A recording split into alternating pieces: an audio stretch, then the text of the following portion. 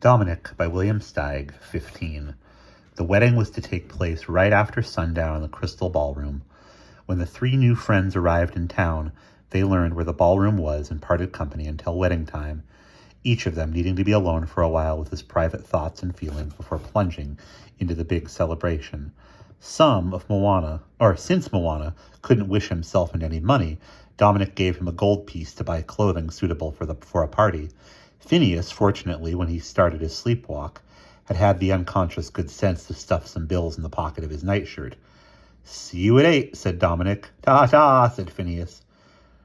"Don't forget to be there," said Moana. "You're my only friends in this country," and each went off in a different direction. After a little walking and thinking, Dominic decided to smell out Grandville, his usual practice in towns he was visiting for the first time. He raced up and down avenues and alleys, rubbed himself against various poles, lampposts, cornerstones, and trees, inquired about the population and the town's history, how many members of each species it contained, the birth rate, when the town was founded and by whom, and why, looked up the oldest landmarks, smelled them carefully, asked about the climate at different times of the year, learned what the salary of school teachers was and the price of tangerines, and soon knew more about the town than many who had spent a lifetime there. He saw banners announcing the wedding and overheard on a street corner some details of the lavish preparations. Barney certainly wasn't being stingy with the wealth he had come by so easily. Dominic dropped into a barber shop run by a talkative pig named Angel Hogue, introduced himself, and sat in a chair. "Not the Dominic," said Mr. Hogue. Since Dominic was convinced he was the only Dominic around and felt rather special, even in his modest moments, he had to acknowledge that he was the Dominic, which of course he was. "Happy to make your acquaintance. What can I do for you?" beamed Mr. Hogue. Dominic got a body shampoo, a hot towel on the ears and snout, and a very pleasant sprinkle of fur tonic. He gave Mr. Hogue a gold piece for his trouble, saying, "Keep the change. I hope I'll see you at the wedding." He left. After that, he bought a beautiful green velvet outfit in which he was sure of not being inconspicuous. When Dominic, in the tailor's dressing room, was transferring his old clothes to the bandana, he took out the doll he had recently found and sniffed it with intense pleasure. Again, his heart was pierced with a yearning he didn't understand.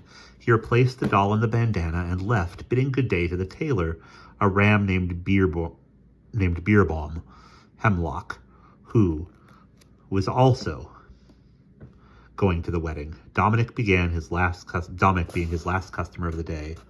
There was still 2 hours to go.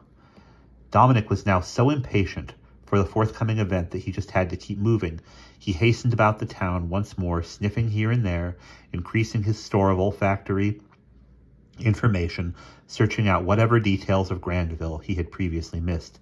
Then he went to study the outskirts, circled the town a few times this way and that, and finally sat down under a tree to rest briefly. He remembered the doll again, and his restlessness vanished. He unwrapped it and held it tenderly in his arms. The little puppy with the shoe-button eyes was quite soiled and damaged from years of handling. It was a run-of-the-mill, worn-with-use doll, and yet it held such magic for him. What was there about this lost plaything that he cared for so intensely? Why did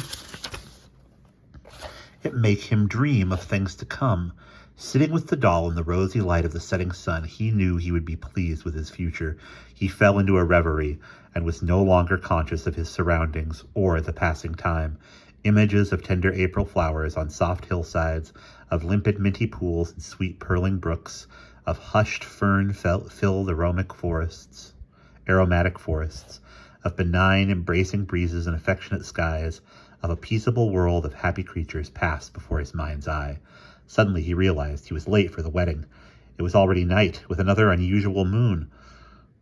He heard the town bells ring out 9 o'clock. He hadn't noticed when they rang 8, and he hastened into town. And that is the end of chapter 15.